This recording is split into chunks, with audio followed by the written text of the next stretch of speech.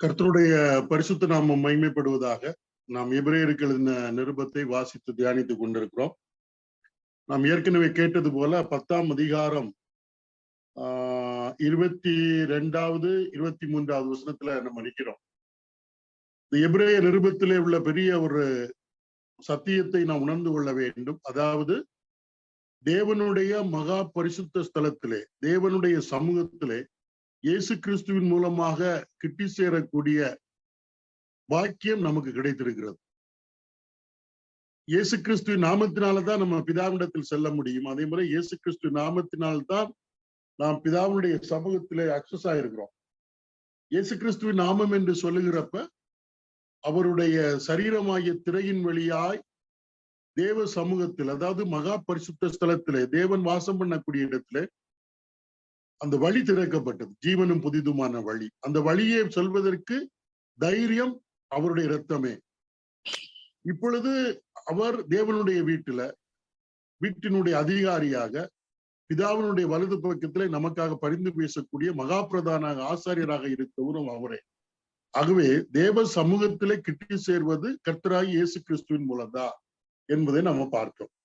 இது நம்முடைய நம்பிக்கை. இதை நாம் விசுவாசிக்கிறோம். இதை நம்முடைய வாழ்க்கையிலே நாம் அறிக்கையிடுவது அவசியம் என்பது ரொம்ப முக்கியம்.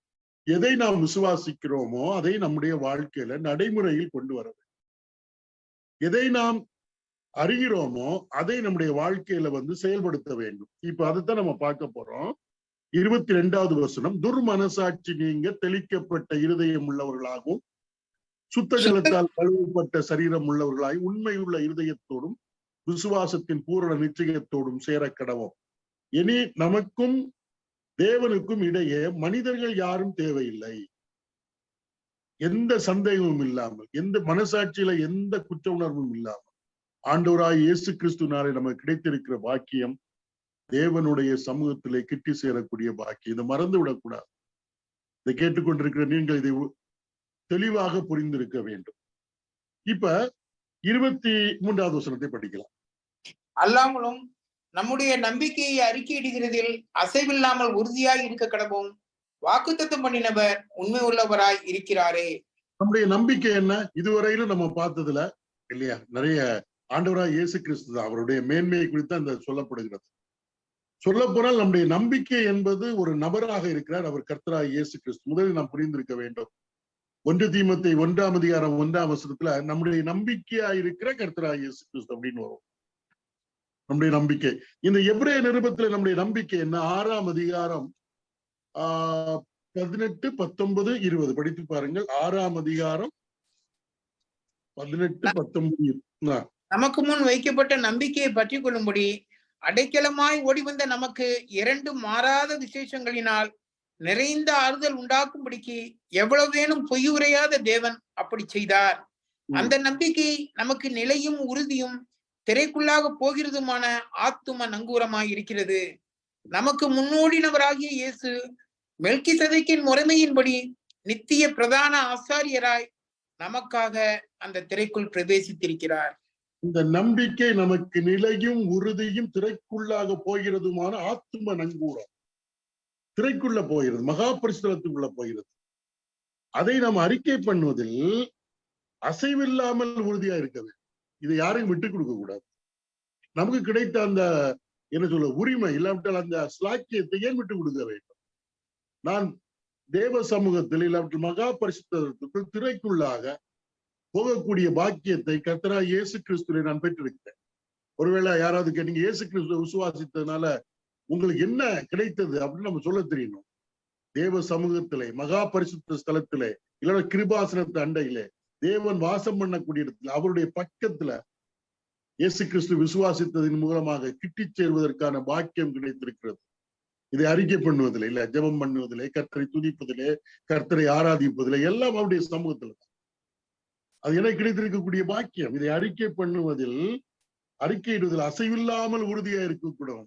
நிறைய கேட்பாங்க, எப்படி நீங்க போக முடியும்? நீங்க என்ன படிச்சிருக்கிறீங்க? தியாலஜி முடிச்சிருக்கிறீங்களா? இல்லாவிட்டு அவங்க இதுல யாராவது ஊழியர் செய்யறாங்களா? உங்களுக்கு என்ன இது? நீங்க சாதாரணமான பிலிவர்ஸ் தான். உங்களுக்கு இந்த பாக்கியம் எல்லாம் கிடையாது. நாங்க தான் உங்க சர்வ வேண்டாம், நாங்க போறோம், உங்களுக்காக நாங்கள் வேண்டுதல் செய்யறோம். இல்லைங்க, தேவ சமூகத்திலே செல்வதற்கு, கிட்டி சேருவதற்கு எங்களுக்கு தைரியம் உண்டாயிருக்கிறது இயேசு கிறிஸ்துவின். அதை அறிக்கை பண்ண வேண்டும். அதான் முக்கியமான ஒரு காரியம் இல்லையா? அதை நாம இங்க பாக்குறோம். அடுத்து நீங்க பாத்தீங்கன்னா அடுத்த வசனத்துக்கு போகிறப்ப அதே வசனத்துல வாக்குத்தத்தம் பண்ணினவர் உண்மை உள்ளவராயிருக்கிறார். நிறைய ஒரு சந்தேகத்தை எழுப்பிடுவார். என்ன, இந்த உலகத்துல நீங்க பாத்தீங்கன்னா எல்லாருக்கும் உலகத்துல பூமியில இருக்கக்கூடிய ஆலயங்கள் என்று சொல்லுகிறப்ப சில குறிப்பிட்ட பகுதிகளை குறிப்பிட்ட மக்கள் சொல்ல முடியாது. அதான் நிறைய இடங்கள்ல போராட்டம் நடைபெற்றுக் கொண்டிருக்கிறது. நான் மதத்தை சொல்லவில்லை, நீங்க புரிந்து கொள்வீர்கள் என்று நான் நினைக்கிறேன். உனக்கு இந்த இடத்துல வர முடியாது, இந்த இடத்துல தெய்வத்தை தொழுது கொள்ள முடியாது, அப்படிதான் சொல்லிட்டு இருக்கிறார். ஆனா நம்முடைய விசுவாசம் என்ன இல்லையா? இயேசு கிறிஸ்துல நமக்கு கிடைத்திருக்கக்கூடிய நம்பிக்கை என்ன? அதை அறிக்கையிடுவதில் அசைவில்லாமல் உறுதியா இருக்க கடவுள். நிறைய போராட்டங்கள், கருத்துக்கள், தத்துவங்கள் இதெல்லாம் வரும். அவ்வளவு தேவ சமூகத்துல போறதுக்கு உங்களுக்கு எந்த உரிமையும் கிடையாது. நீங்க சாதாரணமான ஆட்கள், நாங்கள் அதற்கு விசேஷமாக அபிஷேகம் பண்ணப்பட்டவர்கள் அப்படிலாம் சொல்லுவாங்க. அதுல அசைவு கர்த்தருடைய சமூகத்தில் கிட்டி செய்வதற்கான பாக்கியம் நமக்கு கிடைத்திருக்கிறது. இதை சொன்னவர் யாரு? நமக்கு இந்த உறுதியை தந்தவர் யார்? வாக்குத்தத்தம் பண்ணினவர் உண்மை உள்ளவராயிருக்கிறார். ஆண்டவர் வாக்குத்தத்தம் பண்ணியிருக்கிறார். இயேசு கிறிஸ்துவுக்குள்ளாக பிதாவாகிய தேவனை கிட்டி சேருகிற பாக்கியம் நமக்கு கிடைத்திருக்கிறது என்பதுதான் ரொம்ப முக்கியமான ஒரு இது. வாக்குத்தத்தம் பண்ண கர்த்தர் உண்மை உள்ளவர், அவர் பொய் உரையாதவர். அதான் எபிரேயர் 6 படிச்சோம். அவருடைய வாக்குத்தத்தத்தை நாம் பற்றிக் கொள்ள வேண்டும். வாக்குத்தத்தம் பண்ண நபர் யார்? பூமியில் உள்ள யாராவது ஒரு மனிதன் நமக்கு ஒரு உறுதியை தந்தால் முதல்ல என்ன செய்வோம்? வாக்குறுதி தருகிறான்னு வைத்துக் கொள்ளும். முதல்ல அந்த நபரை பார்ப்போம். அந்த நபர் உண்மை உள்ளவரா? இவர் சொன்னா நம்பலாமா?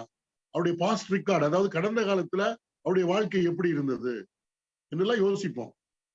அப்ப சரியில்லைன்னா அவர் என்ன வாக்குத்தத்தம் பண்ண எந்த பிராமிஸ் தந்தாலும் நம்ம நம்ப மாட்டோம். ஆனா பொய்யுரையாத தேவன் நமக்கு வாக்கு பண்ணி இருக்கிறார். அதனால கிருபாசனத்தன் திரைக்குள்ளாக போகக்கூடிய அந்த பாக்கியத்தை அறிக்கையிடுவதிலே நாம் மிகுந்த ஜாக்கிரதையாக இருக்க வேண்டும், அதில் உறுதியாக இருக்க வேண்டும் என்று எபிரேய நிருபத்தை எழுதினவர் நமக்கு சொல்லுகிறார். சரியா? சரி, இது நம்முடைய தனிப்பட்ட அனுபவம், திரைக்குள்ளாக செல்லுதல்.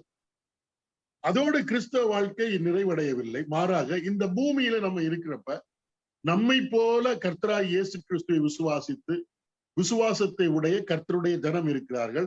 அவர்களெல்லாம் சேர்ந்ததான் சபை. இதெல்லாம் புரிந்திருக்க வேண்டும் இல்லையா? அநேகர் இன்றைக்கு கர்த்தருடைய சபையை அதிகமாக மதிப்பதில்லை. என்ன சபை அப்படின்னு சொல்லிட்டு சபையை குறித்து குறை சொல்லுதல், கர்த்தருடைய பிள்ளைகளை குறித்து குறை சொல்லுதல் எல்லாம் சகஜமாக நடக்கும். சபையில பிரச்சனைகளை உண்டு பண்ணுதல். ஆனால் இயேசு கிறிஸ்துவுக்கு முன்பாக சபையானது உயர்ந்த உன்னதமான நிலைமையிலே கர்த்தராய் இயேசு கிறிஸ்து பார்க்கிறார். ஏன்னா அவர் திருச்சபையை நேசிக்கிறார். ரட்சிக்கப்பட்ட பிள்ளைகள் தான் சபை இல்லையா? அதை நேசிக்கிறார் என்பதை நாம் அறிந்து கொள்ள வேண்டும். இல்ல எனக்கு தான் எல்லாமே பாக்கியம் இருக்குது, நான் கிறிஸ்துவின் நாமத்தினாலே பிதாவிடத்தில் கிட்டி சேரலாம், கிருபாசன தண்டையில் போகலாம், நானே ஜெபம் பண்ணலாம், நானே கர்த்தரை ஆராதிக்கலாம், நல்லது. அதே வேளையில ஆண்டவராய் இயேசு கிறிஸ்து இன்னும் சபையை கட்டி கொண்டிருக்கிறார். அப்ப சபையை குறித்த கரிசனை அவசியம். சபை கூடி வருதல் ரொம்ப ரொம்ப முக்கியம். இன்னைக்கு அதை அலட்சியமாக நினைக்கக்கூடியவர்கள் இருக்கிறார்கள். ஊழியம் செய்கிறவர்கள் கூட அநேகர் சபையை குறித்து கவலைப்படுவதில்லை. சபை என்ன இல்லையா? தேவனுடைய வீடு, மறந்துவிடக்கூடாது. தேவனுடைய வீடு என்றுதான் தீமோத்தேயுல சொல்லப்பட்டிருக்கிறது. சபைக்கு என்ன சொல்லப்பட்டிருக்கிறது? அநேக நிலைமைகளிலே அதை இதை சொல்லியிருக்க ஓமைகளாக சொல்லப்பட்டிருக்கிறதை பார்க்க முடியும். அலிகாரிய நிறைய காரியங்கள் சொல்லப்பட்டிருக்கிறது. சபையை மாளிகைக்கு, தோட்டத்திற்கு இப்படி எல்லாம் சொல்லப்பட்டிருக்கிறது. மணவாட்டிக்கு சொல்லப்பட்டிருக்கிறது. அதெல்லாம் அதனுடைய உண்மையான குணாதிசயங்களை வெளிப்படுத்தவர். அடுத்து சொல்லுகிறார், இப்படிப்பட்ட கர்த்தராகிய இயேசு கிறிஸ்துவை விசுவாசிக்கிறோம், அவர் மூலமாக பிதாவினுடைய சமூகத்துல கிட்டி சேர பாக்கியம் கிடைத்திருக்கிறது. அப்படிப்பட்ட நாம் இந்த பூமியில இருக்கிறப்ப 24வது வசனம், மேலும் அன்புக்கும் நற்கிரியைகளுக்கும் நாம் ஏவப்படும்படி ஒருவரே ஒருவர் கவனித்து சபை கூடி வருதலை சிலர் விட்டுவிடுகிறது போல நாமும் விட்டுவிடாமல் ஒருவருக்கொருவர் புத்தி சொல்ல கடவோம். நாளானது சமீபித்து வருகிறதை எவ்வளவாய் பார்க்கிறீர்களோ அவ்வளவாய் புத்தி சொல்ல வேண்டும். சபை கூடி வருதல் ரொம்ப முக்கியம். சபை கூடி வருதல் ரொம்ப ரொம்ப முக்கியம். நான் ஒரு ஊழியக்கார்ட்ட கேட்டேன், உங்களுக்கு சபையை பற்றி என்ன? எனக்கு எல்லாம் சபையெல்லாம் இது இல்லை பிரதர், அதெல்லாம் முக்கியம் கிடையாது, நாங்க ஊழியர் செய்யறோம். இப்படிப்பட்டவர்களை நாம என்கரேஜ் பண்றது தவறு. அவர்கள் எங்கு சென்றாலும் சபை கூடி வருதலை அலட்சியம் பண்ணுகிறவர்கள் சபையில தொந்தரவா தான் இருப்பாங்க இல்லையா. அநேக சுயாதீன ஊழியர்கள் என்று சொல்லுகிறார்கள், எங்களுக்கு இந்த ஊழியம் தான். சபையை அலட்சியப்படுத்துகிறவர்கள், அவர்களை நாம் கவனமாக இருக்க வேண்டியது மிக மிக அவசியம். இங்க சொல்லப்பட்டிருக்கிறது, சபை கூடு வருதலின் நோக்கம் அன்புக்கும் நற்கிரியைகளுக்கும் நாம் ஏவப்படும்படி ஒருவரை ஒருவர் கவனித்து. வாரத்துல சில நாட்கள் நம்ம சபையா கூடி வருகிறோம். அதுவும் நம்முடைய சபைகளை பொறுத்த மட்டும் ஜெபத்திற்காகவும் வேத படிப்புக்காகவும் கூடி வருகிறதுல கூட்டம் அதிகமா இருக்கவே மாட்டாங்க. ஞாயிற்றுக்கிழமை அப்பம் கர்த்தரை நினைவுகூர வருகிறப்ப மட்டும்தான் இருப்பாங்க. மற்ற குடிகள்லாம் வர மாட்டாங்க. அதை மட்டும்தான் சபை கூடி வருதல் நினைக்கிறாங்க. இல்ல, சபை கூடி வருதல் மீட்கப்பட்ட ஜனம் எப்பொழுதெல்லாம் கூடி வேதத்தை படிப்பதற்கு, ஜெபிப்பதற்கு, கர்த்தரை நினைவு கூறுவதற்கு இல்லையா, இதெல்லாம் மிக முக்கியம். அந்த நேரத்துல அதை நாம் அலட்சியம் பண்ணக்கூடாதான் சொல்லப்படுறது. அப்ப நம்ம ஒருவரை ஒருவர் பார்க்கிறோம், சகோதர சகோதரிகளை பார்க்கிறோம். அப்ப நம்முடைய செயல்கள் எப்படி இருக்க வேண்டும்? இப்ப சகோதர சகோதரிகளை பார்க்கிறோம்ல, அவர்களுடைய குறைகளை தான் நம்ம நோண்டி பார்க்கிறோம். ஏதாவது குறை கண்டுபிடிக்க முடியுமா, குற்றம் கண்டுபிடிக்க முடியுமா? நீங்க சொல்லப்பட்டிருக்கிறது, அன்புக்கும் நற்கிரியைகளுக்கும் நாம் ஏவப்படும்படி ஒருவரை ஒருவர் கவனித்து. ஒருவரை எதற்காக? அன்பு கூறுவதற்கும் நற்கிரியை செய்வதற்கும் நாம் ஒருவரை ஒருவர் ஏவ வேண்டும் என்று சொல்லப்பட்டிருக்கிறது. நிலையானது, இப்பொழுது நிலையானது 3: விசுவாசம், நம்பிக்கை, அன்பு. இதில் அன்பே பெரிது. அன்பில்லாம விசுவாசம் இருந்து நம்பிக்கை இருந்து ஒரு பிரயோஜனமும் கிடையாது. அன்பில்லை என்றால் ஒன்றுமே இல்லை. ஆகவே அன்புக்கும் நற்கிரியைகளுக்கும் நாம் ஏவப்படும்படி, நம்ம எப்ப கர்த்தர் நம்மை ரட்சித்தாரோ, கிறிஸ்துவுக்குள் நாம் சிருஷ்டிக்கப்பட்டோமோ, அந்த நோக்கம் எதற்கென்று சொன்னால் நற்கிரியைகளை செய்யும்படி. நீங்க ஒரு வசனத்தை படிக்கலாம். எபேசியருக்கு 2ஆம் அதிகாரம் 10ஆம் வசனம். எபேசியர் 2:10. ஏனெனில் நற்கிரியைகளை செய்கிறதற்கு நாம் கிறிஸ்து இயேசுவுக்குள் சிருஷ்டிக்கப்பட்டு தேவனுடைய செய்கையாய் இருக்கிறோம். அவைகளில் நாம் நடக்கும்படி அவைகளில் நாம் நடக்கும்படி அவர் முன்னதாக அவைகளை ஆயத்தம் பண்ணி இருக்கிறார். இப்ப நற்கிரியைகளை செய்யும்படிக்கு நாம் கிறிஸ்து இயேசுவுக்குள் சிருஷ்டிக்கப்பட்டு அவருடைய செய்கிறார். அந்த நற்கிரியைகளில் நடக்கும்படி அவைகளை அவர் முன்னதாகவே ஆயத்தம் பண்ணி வைத்திருக்கிறார். அப்போ ஒவ்வொரு விசுவாசிகளையும் நற்கிரியை செய்ய வேண்டும் என்பதற்காகத்தான் கிறிஸ்து இயேசுவுக்குள்ளாக நாம் சிருஷ்டிக்கப்பட்டிருக்கிறோம். அவரவர்களுக்குள்ள நற்கிரியை என்ன என்பதை கர்த்தர் ஆயத்தப்படுத்தி அவைகளில் நடக்க வேண்டும் என்பது அவருடைய விருப்பம். இப்ப எல்லாருக்கும் பொதுவான, எல்லாருக்கும் நற்கிரியை செய்வது, ரட்சிக்கப்பட்ட எல்லாருக்கும் நற்கிரியை செய்ய வேண்டும் என்பது நோக்கம். நற்கிரியில் நடக்க வேண்டும், அது ஆயத்தம் பண்ணப்பட்டிருக்கிறது. ஒவ்வொருத்தருக்கும் நற்கிரியை ஆல்ரெடி ஆயத்தம், அதில் நாம் நடக்க வேண்டும். அப்ப நம்ம சபை கூடி வருகிறப்ப என்ன செய்யறோம்னா, அன்புக்கும் நற்கிரியைகளுக்கும் நாம் ஏவப்படும்படி ஒருவரை ஒருவர் கவனித்து, கர்த்தர் அவரவர்களுக்கு நியமித்திருக்க நற்கிரியைகளை தொடர்ந்து செய்வதற்கு நாம் ஒருவரை ஒருவர் உற்சாகப்படுத்தக்கூடியவர்களாக, ஏவுகிறவர்களாக இருக்கணும். ஏன்னா அதானே ரட்சிப்பினுடைய நோக்கம். இதை நம்ம அறிந்திருக்க வேண்டும். அப்ப இது எப்ப சபை கூடி வருகிறப்பதான் நடக்கும். ஒருவரை பார்க்கிறப்ப, விசாரிக்கிறப்ப, இன்னைக்கு நீங்க போன வாரத்துல கர்த்தர் உங்களுக்கு தந்த காரியங்களை நீங்கள் எப்படி செய்தீர்கள் அப்படின்னு விசாரிக்கலாம். இந்த நற்கிரியை செய்வதற்கு அடிப்படை அன்பாக இருக்க வேண்டும். கர்த்தர் மேலும், கர்த்தருடைய ஜனத்தின் மேலும், மனிதர்கள் மீது உள்ள அன்புதான் இருக்கணும் இல்லையா? இதை பற்றி நம்ம கூர்ந்து கவனித்தல், அதாவது ஒருவரை கவனித்து சபை கூடுகிறதை சிலர் விட்டு விடுகிறது போல நாமும் விட்டு விடாமல் இல்லையா? சிலர் சபை கூடி வருதல் நோக்கம் தெரியாமல் இருக்கிறார்கள். என்ன சபை கூடி வருதல் அப்படிம்பாங்க. அதை விட்டு விடக்கூடாது. ஏன்னா கர்த்தர் சபையை நேசிக்கிறார். கர்த்தர் சபையில் அன்பு கூர்ந்து அதற்காக தம்மை தாமே ஒப்பு கொடுத்திருக்கிறார். அதை ஒரு சின்ன நிலைமையில நம் ஸ்தல சபையாக கூடி வருகிறப்பையும் இதை நினைத்து கொள்ள வேண்டும். அந்த யூனிவர்சல் சர்ச்சுன்னு சொல்லுவாங்க இல்லையா, ஒட்டுமொத்தமாக திருச்சபை என்று சொல்லுவாங்க. ஸ்தல சபையிலையும் இதை நான் ஞாபகத்திலே வைத்திருக்க வேண்டும். சபை கூடுதலை விட்டுவிடக் கூடாது. இல்ல, கர்த்தர் வருகிறது வரையிலும் ஜெபத்திற்காகவோ, வேதத்தை படிப்பதற்காகவோ, இல்ல அவர்கள் ஐக்கியத்திற்காகவோ, கர்த்தரை நினைவு கூறும் இதுவாக இருந்தாலும் சபை கூடி வருகிறப்ப ஒருவரை ஒருவர் நாம் கவனிக்க கடமைப்பட்டிருக்கிறோம். அன்புக்கும் நற்கிரியைகளுக்கும் நாம் ஏவ வேண்டும் இல்லையா? கர்த்தராகிய இயேசு கிறிஸ்துவை விசுவாசிக்கிறோம். அவருடைய திருப்பெயராலே நாம் தேவ சமூகத்திலே கிட்டிச் சேரக்கூடிய பாக்கியம் நமக்கு கிடைத்திருக்கிறது. அதோடு அல்ல, இந்த பூமியில சபையாக கூடி வருவதில் நாம் ஜாக்கிரதையாக இருக்க வேண்டும். ஒவ்வொரு விசுவாசிகளையும் நாம் கவனமாக கவனித்து உற்சாகப்படுத்த வேண்டும். அன்பு கூற நற்கிரியை செய்ய ரொம்ப ரொம்ப முக்கியம். சபைக்கு நாளைக்கு ஞாயிற்றுக்கிழமை யாரை உற்சாகப்படுத்த போகிறோம் என்பதை நாம் இன்றைக்கு தியானிப்பது நல்லது. வீண் காரியங்களை பேசுவதற்கல்ல, ஒருவருடைய குற்றத்தை பேசுவதல்ல, பிறரை குறித்து தவறாக பேசுவதற்கல்ல சபை கூடி வருதல் என்பதை நாம் அறிந்திருக்க வேண்டும். சரியா? அப்ப அன்னைக்கு சிலர் அதை விட்டுருக்காங்க. சபை கூடி வருதலை விட்டிருக்கிறார்கள் விடாமல் ஒருவருக்கு ஒருவர் புத்தி சொல்ல கடவுள். புத்தி சொல்லுதல் அன்பு கூறுவதற்கும் நற்கிரியை செய்வதற்கும் ஏதுவாக இருக்க வேண்டும். நோக்கம் அதுதான் புத்தி சொல்லுதல்னா. நம்ம புத்தி சொல்லி யாரும் சோர்ந்து போயிடக்கூடாது. அன்புக்கும் நற்கிரியலுக்கு ஏவும்படியாக புத்தி சொல்ல கடவோம். ஏனென்றால் நாளானது சமீபித்து வருகிறதை எவ்வளவாய் பார்க்கிறீர்களோ அவ்வளவாய் புத்தி சொல்ல வேண்டும். நாளென்றால் கர்த்தருடைய வருகை மிக சமீபமாக இருக்கிறது. அது மிக அருகாக இருக்கிறது. அதனால எப்ப சபை எடுத்துக்கொள்ளப்படும், எப்பொழுது கர்த்தர் தம்முடைய சபையை தன்னோடு சேர்த்துக் கொள்வார் என்பது நமக்கு தெரியாது. ஆனால் சீக்கிரமாய் அவர் வரப்போகிறார். நம்மை சுற்றி நடக்கக்கூடிய காரியங்கள் எல்லாம் கர்த்தருடைய பிள்ளைகளுக்கு கர்த்தர் வருகிறார் என்பதை வெளிப்படுத்தக்கூடியவைகளாக இருக்கிறது. அதை மனதிலே வைத்துக் கொண்டு நாம் ஒருவருக்கு ஒருவர் புத்தி சொல்ல கடனாளிகளா இருக்கிறோம். புத்தி சொல்வதின் நோக்கம் என்ன? அன்புக்கும் நற்கிரியைகளுக்கும் நாம் ஏவப்படும்படி. அதான் புத்தி சொல்வதின் நோக்கமா இருக்க வேண்டும். ஒரு மூன்றாவது நபரை குறித்தோ இல்லாமல் பிரச்சனைகளை குறித்தோ சொல்லி குழப்பத்தை உண்டு பண்ணுவதாக இருக்கக்கூடாது. இல்லையா? அதான் ரொம்ப முக்கியம். இத சொல்றாரு எபிரேய ஆக்கியோன். ஏன் அப்படின்னா நம்ம தேவ சமூகத்திலே கிட்டி சேரக்கூடிய பாக்கியம் நமக்கு கிடைத்திருக்கிறது.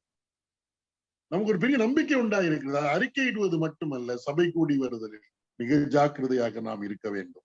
அது ஞாயிற்றுக்கிழமை மட்டுமல்ல, ஜெப கூடுகை, வேத ஆராய்ச்சி கூடுகை, சபையில என்னென்ன கூடுகைகள் இருக்கிறதோ அதெல்லாம் நாம் பங்கு பெறுகிறவர்களாக இருக்க வேண்டும். அதற்காக நம்முடைய நேரத்தையும் அதற்கேற்ப நாம் அமைத்துக் கொள்ள வேண்டும். இதெல்லாம் புரிந்து கொள்ள வேண்டும் நம்முடைய வாழ்க்கையில. அதை உங்களுக்கு ஞாபகப்படுத்த விரும்புகிறேன். இப்ப 26வது வசனத்துல இருந்து, அதாவது நம்ம இதுவரையிலும் படித்த காரியங்கள், கர்த்தராய் இயேசு கிறிஸ்து தான் எல்லாரிலும் சிறந்தவர் என்பதை படித்தோம். அவர் மூலமாகத்தான் நாம் பிதா இருக்கக்கூடிய இடத்தை கிட்டி சேரக்கூடிய பாக்கியம் கிடைத்திருக்கிறது. இதெல்லாம் விசுவாசத்தினாலே நமக்கு உண்டாகிறது. அப்ப நம்ம இதெல்லாம் கேள்விப்பட்டு விட்டோம், இதெல்லாம் அறிந்து விட்டோம். அறிந்த இவைகளை நாம் விசுவாசித்து நம்முடைய வாழ்க்கையில கடைபிடிக்க கடனாளிகளாக இருக்கிறோம். எதற்காக சத்தியத்தை அறிகிறோம் என்றால் கடைபிடிப்பதற்கு தான் சத்தியத்தை அறிய வேண்டும். சும்மா வெறும் அறிவுக்காக மட்டுமல்ல, அதை கடைபிடிக்க வேண்டும். அதான் நம்முடைய நோக்கமாக இருக்க வேண்டும். மோசே சொல்லுவாரு யோசுவாவிட்ட சொல்றப்ப, யோசுவாவின் புஸ்தகம் 1ஆம் அதிகாரத்துல 8வது வசனம் படித்து பாருங்கள். யோசுவா 1:8 எதற்காக தியானம் பண்ண வேண்டும் அப்படின்னு வரும் பாருங்க. யோசுவா 1:8. இந்த நியாயப்பிரமாண புஸ்தகம் உன் வாயை விட்டு பிரியாது இருப்பதாக, இதில் எழுதியிருக்கிறவர்களின் படியெல்லாம் நீ செய்ய கவனமாய் இருக்கும்படி இரவும் பகலும் அதை தியானித்துக் கொண்டிருப்பாயாக. அப்பொழுது நீ உன் வழியை வாய்க்க பண்ணுவாய், அப்பொழுது புத்திமானாயும் நடந்து கொள்ளுவாய். இரவும் பகலும் எதற்காக தியானிக்க வேண்டும் என்றால், அதில் எழுதியிருக்கிறபடி எல்லாம் செய்வதற்கு, பிரசங்கிப்பதற்கு. இப்ப நாளைக்கு ஞாயிற்றுக்கிழமை, அதுக்கு இன்னைக்கு இரவே இருந்து தியானம் தான். எதுக்கு? நாளைக்கு ஞாயிற்றுக்கிழமை பிரசங்கம் பண்ணணும். அப்படி இல்லைங்க. எதற்காக தியானிக்க வேண்டும் என்றால் கடைபிடிப்பது. இவ்வளவு எபிரேய நிருபத்தை இவ்வளவு டீட்டெயிலா நம்ம எளிமையாக படித்திருக்கிறோம். வேதத்தில் எழுதியிருக்கிறபடி, வேதத்துக்குள்ளே இருந்தே படித்திருக்கிறோம் இல்லையா?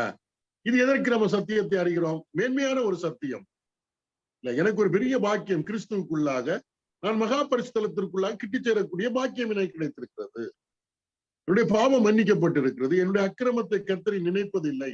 இதெல்லாம் நம்ம சிந்தித்து பார்த்த ஒரு காரியம். ஒரே பலியினாலே நம்மை பரிசுத்தப்படுத்தி இருக்கிறார், பூரணப்படுத்தி இருக்கிறார். இதெல்லாம் விசுவாசம். இதெல்லாம் சத்தியத்தை நாம் அறியக்கூடிய ஒரு வாய்ப்பு. இப்ப சொல்லப்பட்டிருக்கு பாருங்க, அடுத்த வசனம் 26வது வசனம். சத்தியத்தை அறியும் அறிவை அடைந்த பின்பு அதுக்கு என்ன செய்யணும்? பாசிட்டிவ் சென்ஸ்ல அதுக்கு கீழ்ப்படியணும், விசுவாசித்து கீழ்ப்படியணும். அதான் ரொம்ப முக்கியம். அறிவை அடைந்த பின்பு நாம் மனப்பூர்வமாய் பாவம் செய்கிறவர்களாயிருந்தால் பாவத்து நிமித்தம் செலுத்தத்தக்க வேறொரு பலி இனி இராமல். சத்தியத்தை அறிஞ்சாச்சு. அறிந்தது நோக்கம் என்ன? கீழ்ப்படியணும். நாம் அதை கீழ்ப்படியாமல் போனால் அதுக்கு அர்த்தம் என்ன? அறிந்ததற்கு நாம் அறிந்த சத்தியத்திற்கு கீழ்ப்படியாமல் போனால் நாம் பாவம் செய்கிறோம். அதான் ரொம்ப முக்கியம். அவ கீழ்ப்படியாமல் போனால் என்ன நடக்கும் அப்படின்னு நீங்க பாத்தீங்கன்னா, பாவத்து நிமித்தம் செலுத்தத்தக்க வேறொரு பலி இனி இராமல். எபிரேயர் நிருபத்தை நீங்க படிச்சு பாருங்க. நிறைய பலிகளை படிக்கிறோம் இல்லையா? பழைய ஏற்பாட்டில் உள்ள பலிகளை படிக்கிறோம். கிறிஸ்துவாகிய பூரண பலியை படிக்கிறோம். அவர் நிமித்தம் நமக்கு கிடைத்த ஆசீர்வாதத்தை படிக்கிறோம். இது அறிஞ்சாச்சு. அறிந்த பிறகு நம்ம என்ன செய்யணும்? கிறிஸ்துவிடத்துல வர வேண்டும். அவர் தரக்கூடிய பாவ மன்னிப்பை நாம் பெற்றுக்கொள்ள வேண்டும். அவர்களே கிடைத்திருக்கக்கூடிய பெரிய ஸ்லாக்கியமாக கிருபாசனத்தினர் தேவன் வாசம் பண்ணக்கூடிய இடத்தை சேரக்கூடிய பாக்கியம் கிடைத்திருக்கிறது என்பதை விசுவாசித்து நம்முடைய வாழ்க்கையில நடைமுறைக்கு அதை கொண்டு வர வேண்டும். இதற்கு மாறாக எனக்கு விஷயம் தெரியும்னு சொல்லிட்டு சத்தியத்திற்கு நாம் மனப்பூர்வமாக கீழ்ப்படியாமல் போனால் பாவம் செய்கிறவர்கள் தான். அறிஞ்சாச்சு, அதன்படி செய்யல இல்லையா? ஒரு இடத்துல நன்மை செய்ய எனக்கு திராணி இருக்கிறது, அதை செய்யாமல் இருப்பது பாவம் அப்படின்னு யாக்கோபு நிருபத்துல வரும் இல்லையா? எல்லாம் அறிந்த விட்டோம், அதுக்கு கீழ்ப்படிய வேண்டுங்க. ரொம்ப முக்கியமான ஒரு காரியம். அதான் சொல்ல சத்தியத்தை அறியும் அறிவை அடைந்த பின்பு நாம் மனப்பூர்வமாய் பாவம் செய்கிறவர்களாய் இருந்தால் பாவங்களையும் செலுத்தத்தக்க வேறொரு பலி இனி இராமல். நம்ம ஏற்கனவே முடிஞ்சு பாவத்திற்கு பலி கர்த்தராகிய இயேசு. வேற பலியே கிடையாது. அவரே சத்தியம், அதுதான் சத்தியம். வேற எந்த வழியிலையும் நமக்கு பாவ விமோச்சனம் கிடையாது. பாவ மன்னிப்பு வேண்டும், பாவத்திலிருந்து விடுதலை வேண்டும், அக்கிரமத்திலிருந்து விடுதலை வேண்டும் என்று யாராவது விரும்பினார் ஆண்டவராகிய இயேசு கிறிஸ்து மட்டும்தான். வேற பலி கிடையாதுங்க. அதனால சத்தியத்தை விட்டு நான் வேற எங்கேயாவது போய் தேடினா தோல்வி அடைவோம். அதனால என்ன? தண்டனை தான் உண்டு, வேற ஒண்ணுமே கிடையாது. இயேசு கிறிஸ்துவ தான் எல்லாமே இருக்கு. அதான் இங்க சொல்லப்பட்டிருக்கிறது. என்ன சொல்லப்பட்டிருக்குன்னா, வேறொரு பலி இனி இராமல். 27வது வசனம், நியாய தீர்ப்பு வரும் என்று பயத்தோட எதிர்பார்க்குதலும் விரோதிகளை பட்சிக்கும் கோபாக்கினையுமே இருக்கும். அழகான சத்தியங்களை படிச்சாச்சு. இனி விசுவாசிக்க வேண்டியது கீழ்ப்படுகிறோம்னு நம்முடைய வேலை இல்ல. இதெல்லாம் இல்லைன்னு வேற இதுக்கு போனா வேற வழியே இல்லை, வேற ஒரு இடமே இல்லை. அது ஒரே தான், இயேசு கிறிஸ்து தான் வழி. அதுல ஒரு சந்தேகமே கிடையாது. வேறு பலியே கிடையாது நமக்கு. இதை விட்டா வேற வழியே கிடையாது. தேவ சமூகத்தில் கிட்டி சேர்வதற்காக இருந்தாலும், பாவ மன்னிப்பை பெறுவதற்காக இருந்தாலும் இல்லையா, அதுக்கு வேற இது இயேசு கிறிஸ்துவை தவிர வேற இதுவே இல்லை. வானத்தின் கீழே பூமியின் மேலே ரட்சிக்கப்படுவதற்கு அவருடைய நாமம் தான், வேற நாமமே இல்லை என்று தெளிவாக சொல்லப்பட்டாச்சு. வேற வழியை தெரிந்து ரொம்ப ஹையா இருக்கும் பிலசாபிக்கல் தத்துவம், பெரிய காரியங்கள் அங்க போனாலும் அது தண்டனைகள் தான் மிஞ்சும். அதான் சொல்லப்பட்டிருக்கு. வேற பலியினி நியாய தீர்ப்பு வரும் என்று பயத்தோடு எதிர்பார்க்குதலும் விரோதிகளை பட்சிக்கும் கோபாக்கினையுமே இருக்கும். எதுங்க பெரிய பாவம்? யோவானுக்கு எழுதிய சுவிசேஷம் 17, யோவான் எழுதிய சுவிசேஷம் 17ஆம் அதிகாரத்துக்கு வாங்க. 16ஆம் அதிகாரம், ஜான் 16, யோவான் 16. எது பாவம் அப்படின்னு பாப்ப 8வது வசனம் படிங்களா? 8, 9. அவர் வந்து பாவத்தை குறித்தும் நீதியை குறித்தும் நியாய தீர்ப்பை குறித்தும் உலகத்தை கண்டித்து உணர்த்துவார். அவர்கள் என்னை விசுவாசியாதபடியினாலே பாவத்தை குறித்தும் நீங்கள் இனி என்னை விசுவாசியாமல் இருப்பது பாவம். இவ்வளவு சத்தியம் படி இயேசு கிறிஸ்துவை பற்றி படிச்சாச்சு எபிரேயர்ல. அப்ப அவரை விசுவாசியாமல் இருந்தால் அது பாவம் தான். பாவத்துக்கு என்ன தண்டனை தான், வேற வழியே கிடையாது. நம்ம படித்ததை வாழ்க்கையில விசுவாசித்து நம்முடைய வாழ்க்கையில கடைபிடிக்க வேண்டும். இல்ல அறிஞ்சிட்டோம், அதுக்கப்புறம் நம்ம விசுவாசிக்கவில்லை என்றால் அது பெரிய பாவம் தான். அவரை விசுவாசியாமல் இருப்பது பாவம். இங்க அதன் அடிப்படையில் சொல்லப்பட்டிருக்கு. சத்தியத்தை அறியும் அறிவை அடைந்த பின்பு நாம் மனப்பூர்வமாய் பாவம் செய்கிறவர்களா இருந்தால், அப்படி என்றால் கர்த்தராகிய இயேசு கிறிஸ்துவை குறித்து சொல்லப்பட்ட காரியங்களை நாம் விசுவாசியாமல் போனால் அது மனப்பூர்வமான பாவம். ஏன்னா சத்தியம் வசனம் தெளிவாக சொல்லுது எபிரேயர் நிருபத்துல. அவர் மூலமா நமக்கு கிடைக்கக்கூடிய பாக்கியம் என்றால் பாவங்கள் நிமித்தம் செலுத்தத்தக்க வேறொரு பலி இனி இராமல். வேற பலியே கிடையாது, அவர்தான். நியாய தீர்ப்பு வரும் என்று பயத்தோட எதிர்பார்க்குதலும் விரோதிகளை பட்சிக்கும் கோபாக்கினையுமே இருக்கு அப்படின்னு பயங்கரமான ஒரு எச்சரிப்பு. நியாய தீர்ப்பை குறித்து சொல்லப்படும். இந்த சத்தியத்தை ஒருவன் விசுவாசிக்கவில்லை என்றால் அவனுக்கு வேற வழியே இல்லைங்க. அவன் நியாய தீர்ப்பை ஃபேஸ் பண்ணி தான் ஆகணும். தேவனுடைய கோபாக்கினையை ஃபேஸ் பண்ணி தான் ஆகணும். அது சந்தேகமே கிடையாது, வேற வழியே கிடையாது. அப்ப அதுக்கு ஒரு இது சொல்றாரு, ஒரு தேவனுடைய வீட்டிலே ஊழியக்காரனாக இருந்த மோசேயினுடைய வார்த்தைக்கு கீழ்ப்படியாதவர்கள் 2 சாட்சிகளாலே தண்டிக்கப்பட்டார்கள். 28வது வசனம். மோசேயினுடைய பிரமாணத்தை தள்ளுகிறவன் இரக்கம் பெறாமல் 2-3 சாட்சிகளின் வாக்கினாலே சாகிறானே. இது ஒரு மோசே யாரு? தேவனுடைய வீட்டிலே உண்மையாக இருந்த ஒரு வேலைக்காரர். இயேசு கிறிஸ்து யாரு? தேவனுடைய வீட்டிற்கு மேற்பட்டவரான குமாரன். தேவனுடைய வீட்டுக்கு அவர்தான் சொந்தக்காரர். தேவனுக்குரிய எல்லாவற்றுக்கும் அவர்தான் வாரிசு, சுதந்திரவாளி.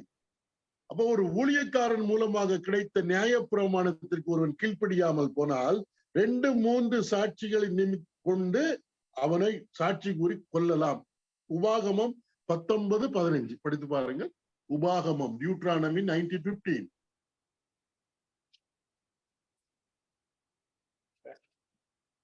உபாகமம் 19:15, 19:15. ஒருவன் எந்த அக்கிரமத்தையாவது எந்த பாவத்தையாவது செய்தான் என்று சொல்லப்பட்டால் ஒரே சாட்சியினால் நியாயம் தீர்க்க கூடாது. 2-3 சாட்சிகளுடைய வாக்கினாலே காரியம் நிலைவரப்பட வேண்டும்.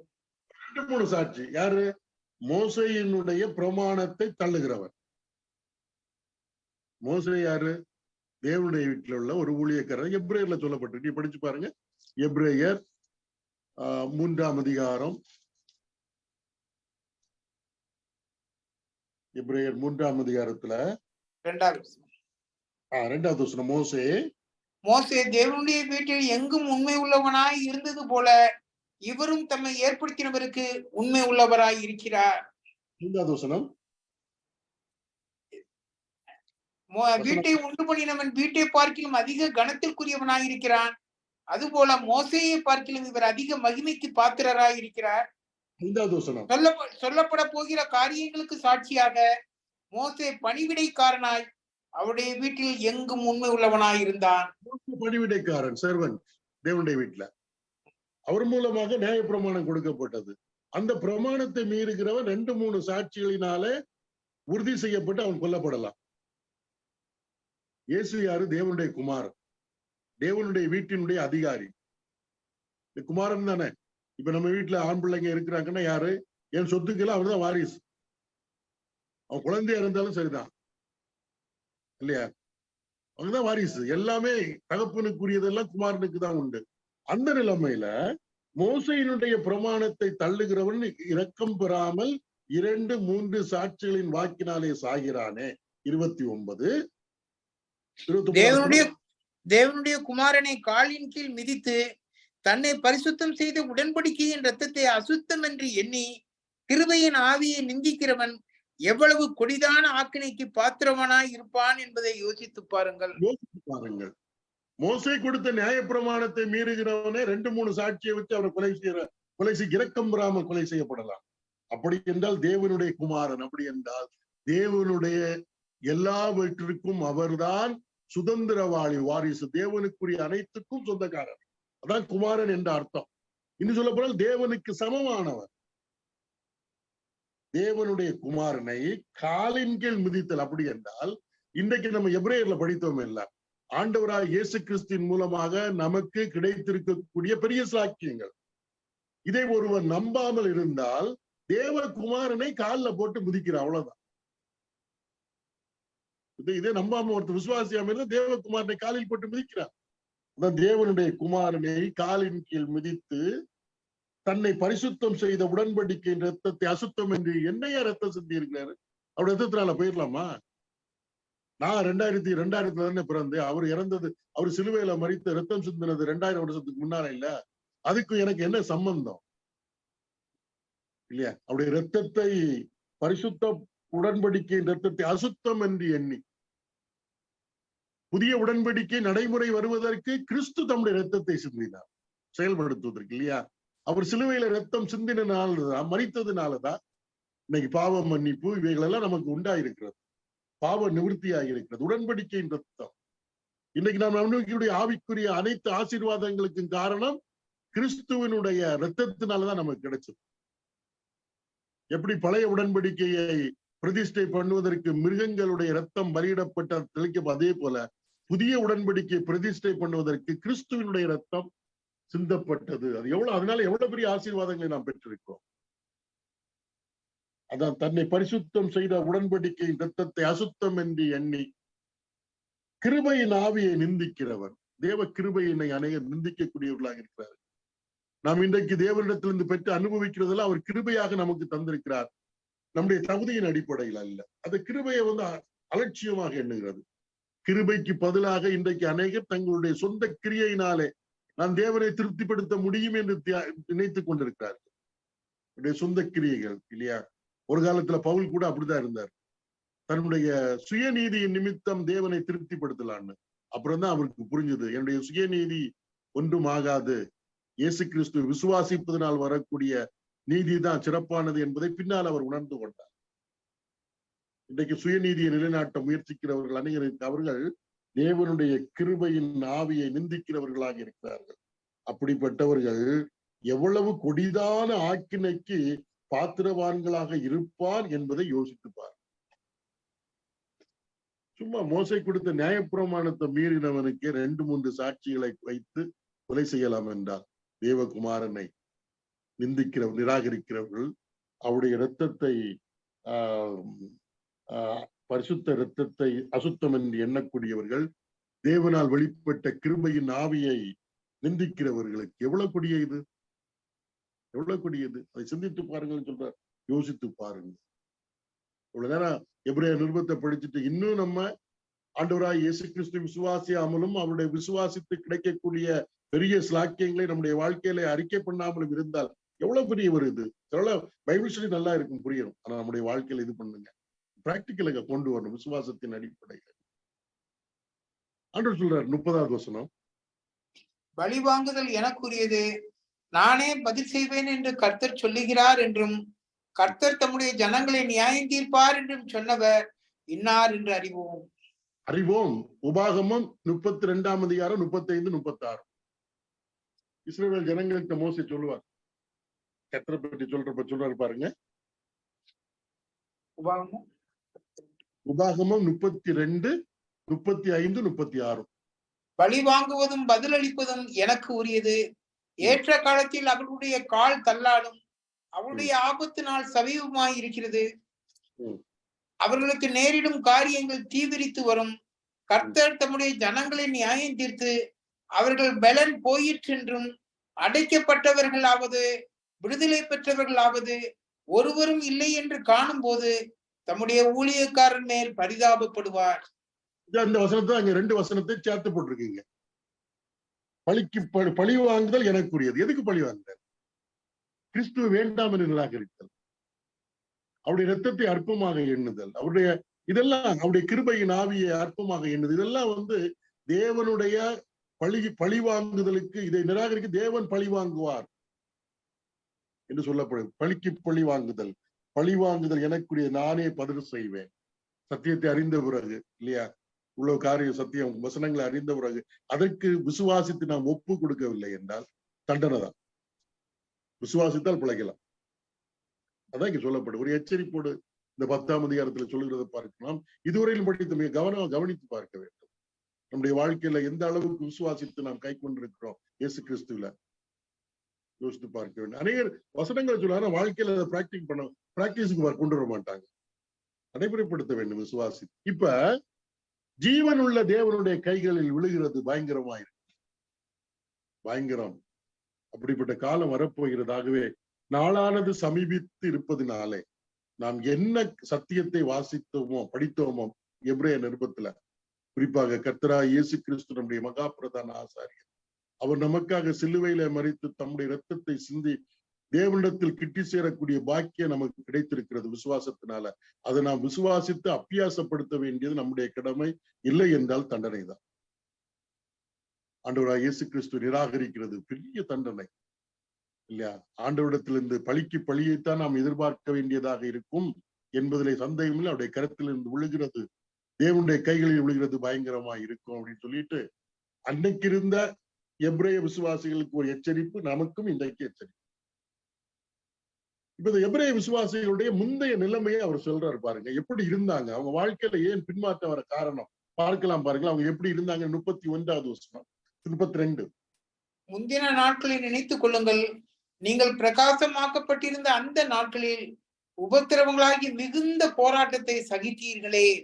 அவர்கள் பிரகாசிக்கப்பட்டிருந்த துவக்க நாட்கள்ல மிகுந்த உபத்திரவத்தை சகித்தவர்கள்.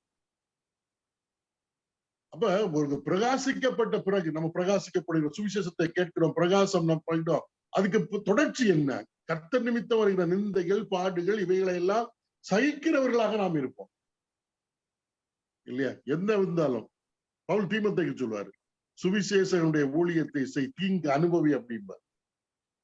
பிரகாசிப்பிக்கப்பட்டவர்கள், கர்த்தருக்காக பாடுகளை சகித்தவர்கள், அந்த நாட்களில் உபத்திரவங்களாகிய மிகுந்த போராட்டத்தை சகித்தீர்கள். அடுத்த 33.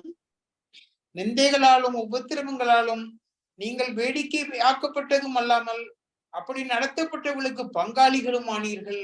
பங்காளிகளும் ஆனீர்கள். கர்த்தரின் நிமித்த நிந்தைகள், அவமானங்களாலே அவர்கள் வேடிக்கையாக்கப்பட்ட மட்டுமல்ல, அப்படி ஆக்கப்பட்டவர்களுக்கு அவர்களோடு தங்களை அடையாளப்படுத்திக் கொண்டார்கள்.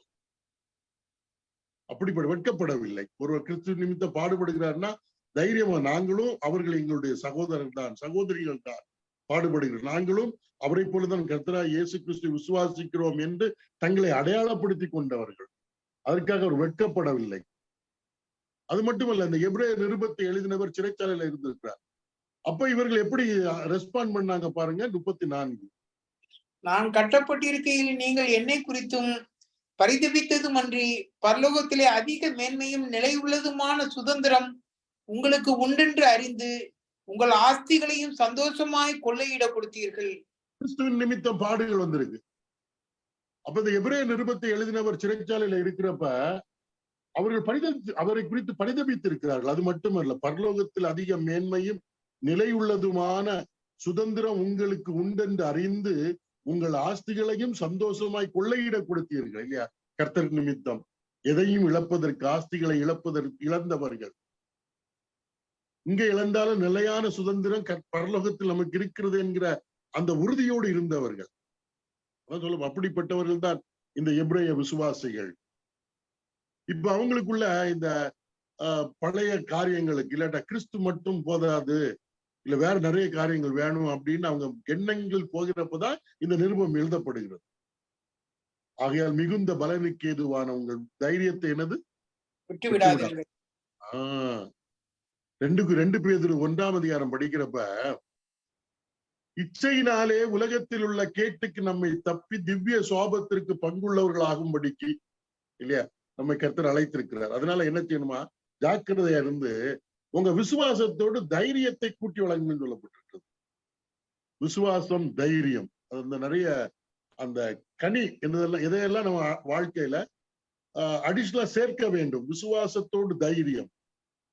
இப்ப இங்க சொல்லப்படுகிற, ஆகையால் மிகுந்த பலனுக்கு ஏதுவான உங்கள் தைரியத்தை விட்டு விடாதீர்கள். நிறைய தவறான உபதேசங்கள், கிறிஸ்து மட்டும் இல்ல, இன்னும் அதிகமான சில காரியங்கள் நமக்கு தேவை, கிறிஸ்துவில் நமக்கு எல்லாம் கிடைக்காது அப்படின்னு சொல்லக்கூடியவர்கள் எல்லாம் இருக்கிறார்கள். தைரியத்தை விட்டு விடாதீர்கள் அப்படின்னு சொல்றாரு. பலனுக்கு ஏதுவான தைரியம் என்று சொல்லப்பட்டிருக்கிறது. உங்கள் தைரியத்தை விட்டு விடாதீர்கள், தொடர்ந்து முன்னேறி போங்க அப்படின்னு அவரை உற்சாகப்படுத்துகிறார். பாடுகள், கஷ்டங்கள் வந்தாலும் நீங்கள் விசுவாசித்து அண்டிக் கொண்ட கிறிஸ்துவை பின்பற்றுங்கள், அவரில் உள்ள ஆசீர்வாதங்களை உங்கள் வாழ்க்கையில நடைமுறைக்கு கொண்டு வாருங்கள் என்று அவளை உற்சாகப்படுத்துகிறார். நம்ம இந்த மாலை வேளையில உற்சாகப்படுத்தி கொண்டிருக்கிறார். அந்த இயேசு கிறிஸ்துவில் உள்ள ஆசீர்வாதம் ரொம்ப ரொம்ப ஆசனம், பிதாவிடத்தில் கிட்டி சேரக்கூடிய பாக்கியம் இல்லையா? அவரால் நமக்கு பாவ மன்னிப்பு உண்டாயிருக்கிறது இல்ல, இது மேன்மையான ஆசீர்வாதங்க. தைரியமா இருங்கள் என்று தைரியப்படுத்தி விட்டு சொல்றாரு 36வது வசனத்துல, நீங்கள் தேவனுடைய சித்தத்தின்படி செய்து வாக்குத்தத்தம் பண்ணப்பட்டதை பெரும்படிக்கு பொறுமை உங்களுக்கு வேண்டியதாய் இருக்கிறது.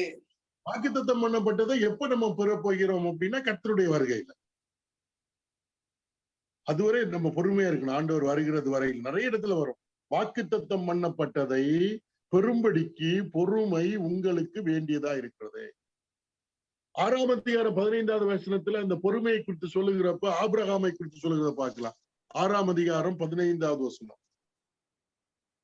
அந்தபடியே அவன் பொறுமையாய் காத்திருந்து வாக்குத்தத்தம் பண்ணப்பட்டதை பெற்றான். யாருன்னா அவன் ஆபிரகாம். ம். பொறுமையாய் காத்திருந்து வாக்குத்தத்தம் பண்ணதை பெற வேண்டும் என்று சொன்னால் பொறுமை அவசியம். இங்கு சொல்லப்படும் ஆகையால் மிகுந்த பலனுக்கு ஏதுவான உங்கள் தைரியத்தை விட்டு விடாதிருங்கள், நீங்கள் தேவனுடைய சித்தத்தின்படி செய்து வாக்குத்தத்தம் பண்ணப்பட்டதை பெறும்படிக்கு பொறுமை உங்களுக்கு வேண்டியதா இருக்கிறது. இல்லையா? பொறுமை வேண்டியதா இருக்கிறது. நீங்க 2 கொரிந்தியர் 1ஆம் அதிகாரம் வாங்க.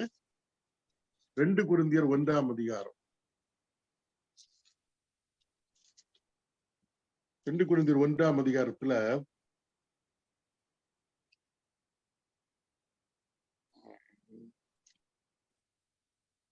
வாக்குத்தத்தத்தை பற்றி ஒரு அருமையான ஒரு வசனம் இருக்கு. 20வது வசனம்.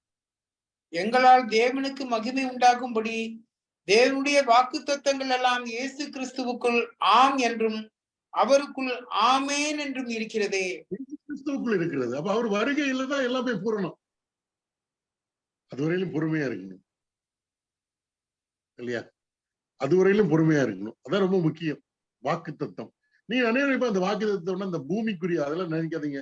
ஆபிரகாமுக்கு கர்த்தர் கானான் தேசத்தை தருவேன் என்று சொன்னாலும் அவர் எதை எதிர்பார்த்து கொண்டிருந்தார் என்று சொன்னால் தேவனால் கட்டி உண்டாக்கின அஸ்திவாரம் உள்ள நகரத்திற்காக காத்திருந்தார். அவர் மரித்து போனார் முதிர் வயதுல. அவருடைய எதிர்பார்ப்பெல்லாம் தேவனால் கட்டி உண்டாக்கப்பட்ட அஸ்திபாரம் உள்ள நகரத்திற்காக. நீங்க எபிரேயர் நிருபம் 11ஆம் அதிகாரத்துக்கு வாங்க. எபிரேயர் நிருபம் 11ஆம் அதிகாரம் என்ன சொல்லப்பட்டிருக்கிறது பாருங்க. 13வது வசனத்திலிருந்து வாசிங்க. இனி தம்முடைய சத்துருக்களை தமது பாதபடியாக்கி போடும் வரைக்கும் காத்து கொண்டிருக்கிறார். எபிரேயர் 11:13.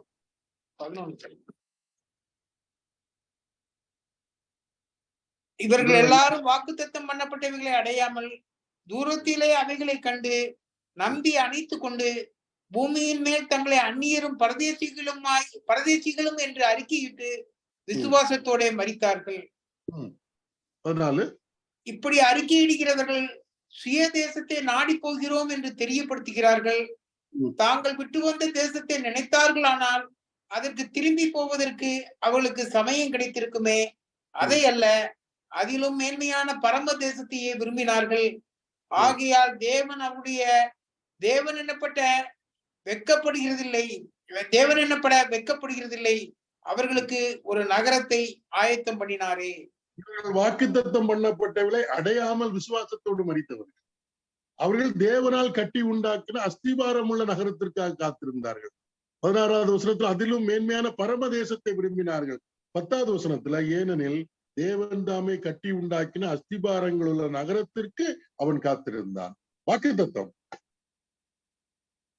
இல்லையா? நம்ம என்ன வாக்குத்தத்தம்? கிறிஸ்துக்குள்ள எல்லா வாக்கு என்னது? நித்தியமான வாக்குத்தத்தங்கள். அதான் ஒண்ணு இல்லையா? வாடாததும் அழியாததும் மாசற்றதுமான சுதந்திரம் பரலோகத்திலே நமக்கு வைக்கப்பட்டிருக்கிறது என தெளிவாக சொல்லப்பட்டிருக்கிறதை பார்க்கிறோம். இன்னைக்கு நிறைய இந்த பூமிக்குரிய வாக்கு தத்துவங்களை விட்டுட்டே போயிடுறாங்க இல்லையா? அதுல கிறிஸ்துவுக்குள் நமக்கு என்னென்ன வாக்கு தத்துவங்கள் இருக்குன்னு வேதத்தை படிக்கிறப்பதான் நமக்கு நன்றாக தெரியும். எபிரேயர் நிருபத்துல சொல்லப்பட்டிருக்கிறது, நீங்களும் தேவனுடைய சித்தத்தின்படி செய்து வாக்குத்தத்தம் பண்ணப்பட்டதை பெறும்படிக்கு பொறுமை உங்களுக்கு வேண்டியதா இருக்கிறது. வருகிறவர் இன்னும் கொஞ்ச காலத்தில் வருவார், தாமதம் வருகிறது வரையிலும் பொறுமையா இருப்போம். கிறிஸ்துவுக்கு நமக்கு வாக்குத்தத்தம் பண்ணப்பட்டதை நாம் சுதந்திரிக்க போகிறோம். இன்றைக்கு அதை நாம கண்ணால் காணவில்லை, ஆனால் விசுவாசிக்கிறோம்.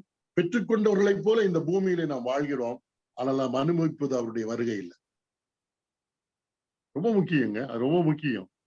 வருகிறவர் இன்னும் கொஞ்ச காலத்திலே வருவார், தாமதம் பண்ணார்.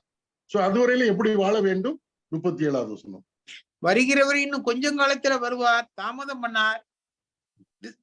விசுவாசத்தினாலே நீதிமான் பிழைப்பான், பின்வாங்கி போவானால் அவன் மேல் என் ஆத்துமா பிரியமாய் இராது என்கிறார். விசுவாசத்தினாலே நாம் ரட்சிக்கப்பட்டோம் படிப்படி. ஆனா விசுவாசத்தினால் தான் நீதிமான் பிழைப்பான். நீதிமான் இயேசு கிறிஸ்துவினாலே தேவ நீதியை பெற்ற மனுஷன் நீதிமான். அவர் எப்பொழுது நீதிமான் ஆனானோ, தேவ நீதி அவனுக்கு கொடுக்கப்பட்டதோ, அப்படியே அவனுடைய வாழ்க்கை விசுவாசத்தின் அடிப்படையிலே வாழக்கூடியதாக அமைந்து விட்டது. அப்போஸ்தலனாகிய பவுல் என்ன சொல்றாரு தெரியுமா? கலாத்தியர் 2ஆம் அதிகாரம் 20வது வசனம் படிச்சு பாருங்க. அவர் எப்படி எதனால பிழைக்கிறாருன்னு. கலாத்தியர் 2:20. கிறிஸ்துவுடனே கூட சிலுவையில் அறையப்பட்டேன், ஆயினும் பிழைத்திருக்கிறேன். இனி நான் அல்ல, கிறிஸ்துவே எனக்குள் பிழைத்திருக்கிறார். நான் இப்பொழுது மாம்சத்தில் பிழைத்திருக்கிறதோ, என்னில் அன்பு கூர்ந்து எனக்காக தம்மை தாமே ஒப்பு கொடுத்த தேவனுடைய குமாரனை பற்றும் விசுவாசத்தினாலே பிழைத்திருக்கிறேன். நான் இறந்து போயிட்டேங்க, ஆனா கிறிஸ்து எனக்குள் பிழைத்திருக்கிறார். இந்த மாம்சத்தில் நான் வாழ்ந்து கொண்டிருக்கிறேன். என்னுடைய வாழ்க்கையின் ரகசியம் நாம் எதனாலே பிழைத்துக் கொண்டிருக்கிறேன்னா, என்னில் அன்பு கூர்ந்து எனக்காக தம்மை தாமே ஒப்பு கொடுத்த கிறிஸ்து இயேசுவை பற்றும் விசுவாசத்தினாலே பிழைக்கிறேன். விசுவாசத்தினாலே பவுல் பிழைக்கிறார். ஒரு இடத்துல சொல்லுவார், விசுவாசித்தேன் ஆதலால் பேசுகிறேன் அப்படின்னு.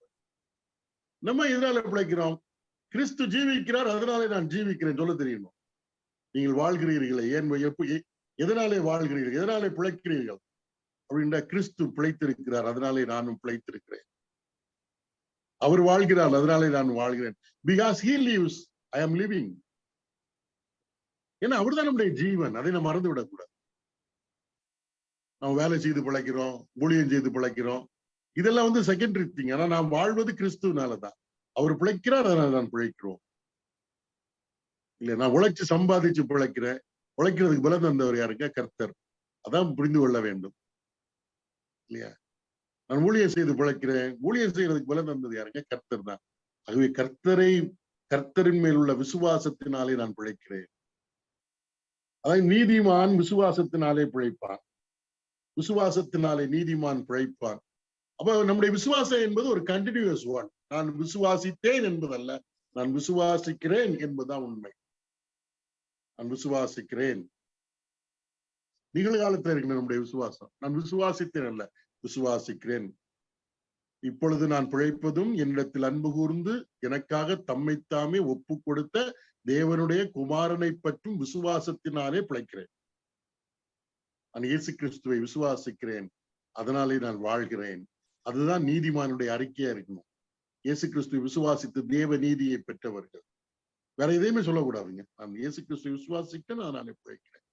இதை விட்டுட்டு வேற எதுக்காவது போயிட்டு அதான் பின்வாங்கி போவானே ஆனால் அவன் மேல் என் ஆத்துமா பிரியமாயிராது. கிறிஸ்துவின் மேல் உள்ள விசுவாசத்தை விட்டு பின்வாங்கி ஒருவன் போவானால் கர்த்தருடைய ஆத்துமா அவன் மேல் பிரியமாயிராது. இந்த வசனம் புதிய ஏற்பாட்டிலே மிக முக்கியமான ஒரு வசனம். இல்ல, மார்ட்டின் லூதரை பற்றி சொல்றப்ப, ரோமருக்கு நிறுவனம் படித்துட்டு இருக்கிறப்ப, விசுவாசத்தினாலே நீதிமான் பிழைப்பான் என்ற வசனம் தான் அவருக்குள்ளே ஒரு பெரிய மாற்றத்தை கொண்டு வந்தது என்று சொல்லுவாங்க இல்லையா? அது அபகூக்கு 2ஆம் அதிகாரம் 4ஆம் வசனத்தில் சொல்லப்பட்டிருக்கு. அபகூக்கு 2ஆம் அதிகாரம் 4ஆம் வசனம், விசுவாசத்தினாலே நீதிமான் பிழைப்பான். நாம் விசுவாசிகளானால் கர்த்தராகிய இயேசு கிறிஸ்துவை விசுவாசிக்கிறோம், அதனாலே நாம் வாழ்ந்து கொண்டிருக்கிறோம் என்று சொல்ல தெரிய வேண்டும். நம்முடைய மூதாதையர்கள், முற்பிதாக்கள் எல்லாரும் விசுவாசத்தினாலே தான் பிழைத்தவர்கள்.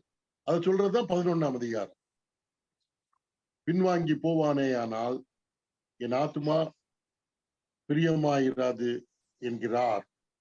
39ஆவது வசனம். நாம் எதற்காக விசுவாசிக்கிறோம்? 39. நாமோ கெட்டுப்போக பின்வாங்குகிறவர்களாய் இராமல் ஆத்துமா ஈடேற விசுவாசிக்கிறவர்களாய் இருக்கிறோம். நாம் எதற்காக விசுவாசிக்கிறோம்னா, ஆத்துமா ஈடேற்றம் வருவதற்காக விசுவாசிக்கிறோம்.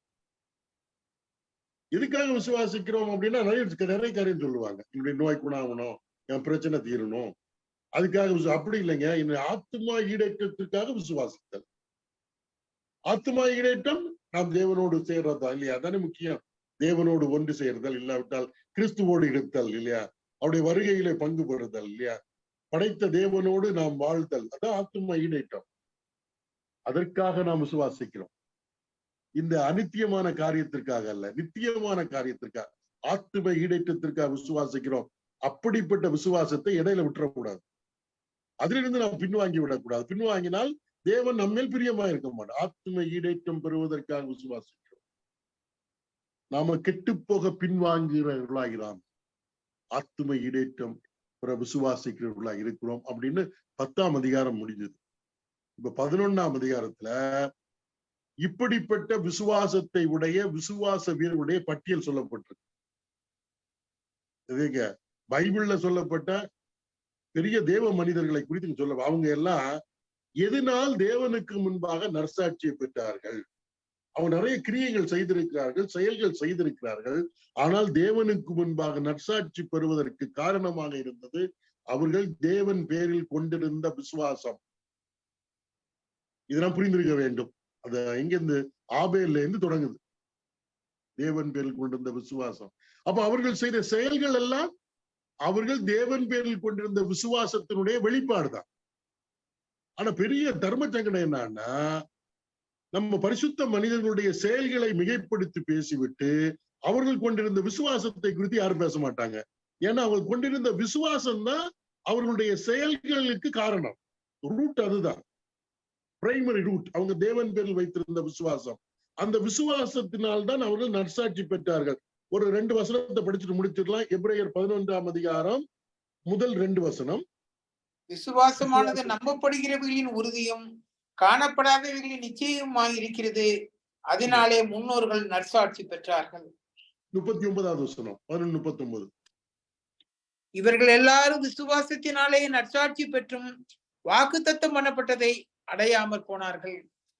நம்முடைய மூதாதையர்கள் எல்லாரும், பழைய ஏற்பாடு சரிதான் புதிய ஏற்பாடு சரிதான், எல்லாரும் தேவனுக்கு முன்பாக நற்சாட்சி பெறுவதற்கு காரணம் அவர்கள் தேவன் மீது வைத்திருந்த விசுவாசம் தான். அந்த விசுவாசத்தினுடைய வெளிப்பாடு செயல்களாக இருக்கிறது. அதை பழைய ஏற்பாட்டுல எழுதி வச்சிருக்காங்க, இந்த காரியங்கள் எல்லாம் செய்தாங்க என்று. பெரும்பாலும் செய்தி கொடுக்கிறவங்க என்ன செய்வாங்கன்னா, நம்ம ஆபிரகாம் செய்தது போல செய்யணும், ஈசாக்கு செய்தது போல செய்யணும்னா எங்க செய்யறது? ஆபிரகாம் தேவனை விசுவாசித்தது போல் விசுவாசிக்க வேண்டும். ஈசாக்கு தேவனை விசுவாசித்தால் செய்கைகள் வெளிப்படும். அதனால பழைய ஏற்பாட்டுல அவருடைய செய்கைகள் எழுதப்பட்டிருக்கிறது, புதிய ஏற்பாட்டுல அவருடைய செய்கைகளுடைய காரணமான விசுவாசம் சொல்லப்பட்டிருக்கிறது. இந்த விசுவாசம் தான் அவர்கள் தேவனுக்கு முன்பாக நற்சாட்சி பெறுவதற்கு காரணமாக இருந்தது. சரியா? இதை நம்ம பின்னால பார்க்கலாம்.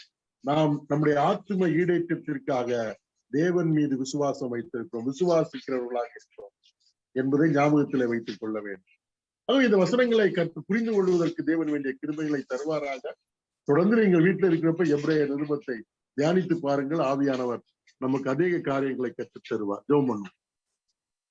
எங்களை கிருபையை நேசிக்கிற அன்பின் பிதாவே, இந்த அருமையான வேலைக்காக நாங்கள் உம்மை நன்றியோடு ஸ்தோத்தரிக்கிறோம், துதிக்கிறோம் கர்த்தா. ஆண்டவராய் இயேசு கிறிஸ்துவின் மீது கொண்டுள்ள விசுவாசத்தினாலே உம்முடைய மகா பரிசுத்த ஸ்தலத்துக்குள் கிட்டிச் சேரக்கூடிய பாக்கியம் எங்களுக்கு கிடைத்திருக்கிறது.